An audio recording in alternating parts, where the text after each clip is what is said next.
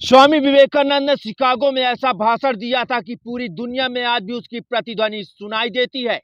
और उनके जैसा वक्ता पूरी दुनिया में आज तक नहीं हुआ। और 12 जनवरी को उनकी जयंती पर युवा दिवस मनाया जाता है। 12 जनवरी को हम सभी युवा दिवस के रूप में मनाते हैं, क्योंकि यह एक ऐसी शख्सियत का जन्मदिन है जिसने पूरे विश्व में भारतीय संस्कृति और विचारों का डंका बजा दिया है। आज हम बात कर रहे हैं स्वामी विवेकानंद की, जो मन से तो एक सन्यासी थे, लेकिन आधुनिक दुनिया के तौर तरीकों से पूरी तरह वाकिफ थे, और जो आज हर युवा के लिए प्रेरणा है। और उनका जन्म 12 जनवरी 1863 को कोलकाता के एक बंगाली परिवार में हुआ था। और उनके पिता का नाम विश्वनाथ दत्त और माता का नाम भुवनेश्वरी देवी था। वहीं स्वामी विवेकानंद के बचपन का नाम नरेंद्र नाथ दत्त था। स्वामी विवेकानंद आध्यात्मिक गुरु होने के साथ ही देशभक्त और कुशल वक्ता थे। वह विज्ञान, कला, धर्म, दर्शन और साहित्य के मर्मज्ञ थे, और उन्होंने भारतीय कला और संस्कृति के महत्व को दुनिया के सामने उजागर किया। और शिकागो के धर्म सम्मेलन में उन्होंने जैसा भाषण दिया था, उसकी चर्चा आज भी होती रहती है।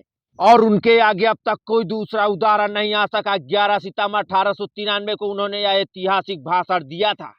वहीं इसको 130 साल बीत चुके हैं। स्वामी जी का ऐसा ऐतिहासिक भाषण था कि लोग घंटों तक तालियां बजाते रहे। और शुरुआती संबोधन भाइयों और बहनों ने ही वहां मौजूद लोगों को संबोधित कर लिया था। और इसके बाद तो ज्ञान, उपदेश और तर्कों की जो अविरल धारा बही, वहां मौजूद अच्छे अच्छे लोगों को बहा ले गई।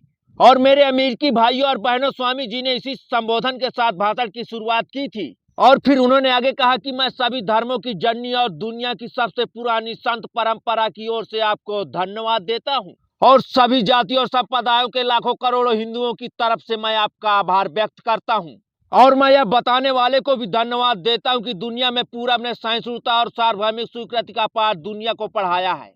और स्वामी जी ने आगे कहा कि मुझे गर्व है कि मैं उस देश से हूं जिसने सभी धर्मों को शरण दी है। और मुझे गर्व है कि मैं ऐसे धर्म से हूं जिसने पूरी दुनिया को सहिष्णुता और सार्वभौमिक स्वीकृति का ज्ञान दिया है। और हम विश्व के सभी धर्मों को बराबर सम्मान देते हैं। हमने अपने दिल में इजराइल की पवित्र यादों को संजो कर रखी हैं। जब रोमन हमलावरों ने उनके धार्मिक स्थानों का विध्वंस कर दिया, तो उन्होंने दक्षिण भारत में आकर शरण लिया, और हम सताए हुए लोगों को शरण देते हैं। और स्वामी जी ने यह भी कहा था कि जिस तरह नदियां अलग अलग जगह से निकलती हैं और अपना रास्ता चुनकर आखिरकार जाकर समुद्र में मिलती हैं, उसी तरह इंसान भी अपना रास्ता चुन सकता है। और रास्ता देखने में अलग हो सकता है, लेकिन अंत में जाकर एक ईश्वर पर ही खत्म होता है।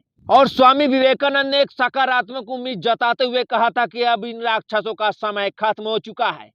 और मुझे उम्मीद है कि सम्मेलन की नाद कट्टरता, हठ धर्मिता और दुखों का नाश करेगा, या चाहे तलवार से संभव या फिर कलम की धार से। आज की इस खबर पर आपकी क्या राय, हमें कमेंट बॉक्स में जरूर बताएं। उत्तर भारत टाइम्स के लिए ब्यूरो रिपोर्ट।